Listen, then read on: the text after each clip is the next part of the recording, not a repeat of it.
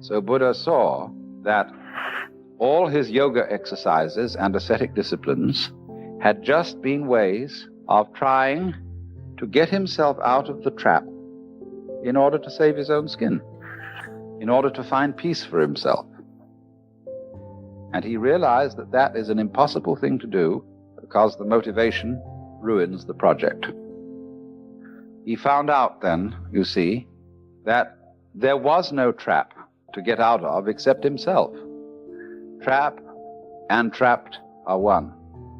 And when you understand that, there isn't any trap left. I'm going to explain that, of course, more carefully. So, as a result of this experience, he formulated what he calls the Dharma. That is the Sanskrit word for method. Now, the method of Buddhism, and this is absolutely important to remember, is dialectic. That is to say, it doesn't teach a doctrine. You cannot find anywhere what Buddhism teaches, as you can find out what Christianity or Judaism or Islam teaches. Because all Buddhism is a discourse, and what most people suppose to be its teachings are only the opening stages of the dialogue. So the concern of Buddha as a young man, the problem he wanted to solve, was the problem of human suffering. And so he formulated his teaching in a very easy way to remember. All those Buddhist scriptures are full of what you might call mnemonic tricks, numbering things in such a way that they're easy to remember. And so he summed up his teaching in the form of what are called the Four Noble Truths. And the first one, which because it was his main concern, was the truth about dukkha. Dukkha, suffering, pain, frustration, chronic dis-ease. It is the opposite of sukha, which means sweet, pleasure, etc. So, insofar as the problem posed in Buddhism is dukkha, I don't want to suffer. The next thing that comes up, the second of the Noble Truths, is about the cause of suffering. And this in Sanskrit is called trishna. Trishna is related to our word thirst. It's very often translated desire. That will do. Better perhaps is craving, clinging, grasping, or even, to use our modern psychological word, blocking.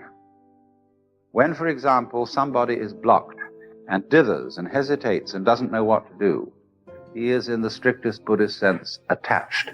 All suffer because you cling to the world. So then, try, if you can, not to grasp. All I want you to do is to give up desiring as much as you can. Don't want to go beyond the point. The next truth in the list is concerned with the nature of release from dukkha. And so number 3 is nirvana. Nirvana is the goal of Buddhism. It's the state of liberation corresponding to what the Hindus call moksha. The word means blow out. Now, some people think that what it means is blowing out the flame of desire. I don't believe this. I believe that it means breathe out rather than blow out. Because if you try to hold your breath, and in Indian thought, prana, breath, is the life principle. If you try to hold on to life, you lose it. You can't hold your breath and stay alive. It becomes extremely uncomfortable to hold on to your breath. And so in exactly the same way, it becomes extremely uncomfortable to spend all your time holding on to life. What the devil is the point of surviving, going on living, when it's a drag? But you see, that's what people do. They spend enormous efforts on maintaining a certain standard of living, which is a great deal of trouble. You know, you get a nice house in the suburbs, and the first thing you do is you plant a lawn. You've got to get out and mow the damn thing all the time. And you buy expensive this, that, and soon you're all involved in mortgages, and instead of being able to walk out in the garden and enjoy it, you sit at your desk looking at all the books and filling out this, that, and the other, and paying bills and answering letters. But you see, that is holding on to life. So, translated into colloquial American, nirvana is because if you let your breath go, it'll come back. So, nirvana is not annihilation. It's not disappearance into a sort of undifferentiated void. Nirvana is the state of being let go. It is a state of consciousness and a state of, we might call it, being here and now in this life. We now come to the most complicated of all.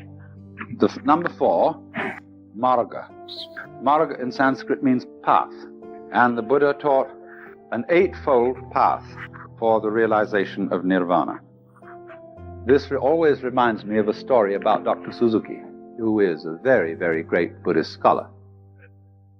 And many years ago, he was giving a fundamental lecture on Buddhism at the University of Hawaii. He'd been going through these 4 truths, and he said, fourth noble truth is called Noble Eightfold Path. First step of Noble Eightfold Path, Japanese mean right view.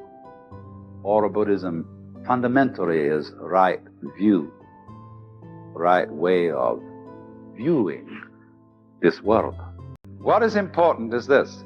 The Eightfold Path is really got 3 divisions in it.